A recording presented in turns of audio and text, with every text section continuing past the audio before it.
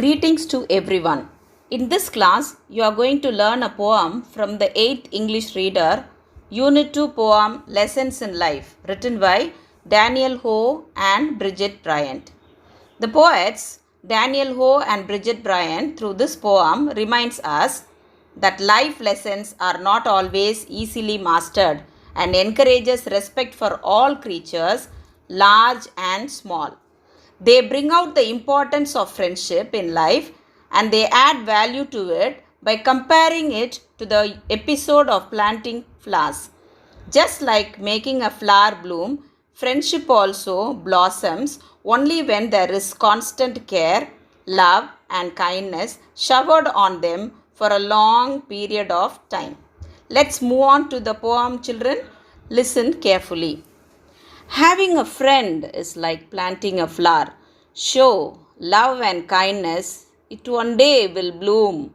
Let's be aware as we walk on this planet, even the tiniest creature needs room. Lessons in life aren't always so simple. Nothing you are given will come ever free. Even the smallest of gifts deserves thank you. I respect you and you respect. I think of you and you think of me. Remember, everyone here is important. When you are forgotten, it will make you feel sad. Know that you matter and you make a difference. Let no one shame you or make you feel bad. Lessons in life aren't always so simple. Nothing you are given will ever come free. Even the tiniest of gifts deserves thank you. I respect you and you respect. I think of you and you think of me. The poem is in 4 stanzas. The second stanza has been repeated as the fourth stanza because it contains the message of the poem. Now, I will read the poem stanza wise, children, followed by explanation for those lines. Having a friend is like planting a flower. Show love and kindness, it one day will bloom. Let's be aware as we walk on this planet, even the tiniest creature needs room. The poet in these lines compares planting flowers to maintaining friendship because both need care, kindness, and love to blossom. We must understand that as we move on in this planet, every living thing, even the smallest, needs its own space.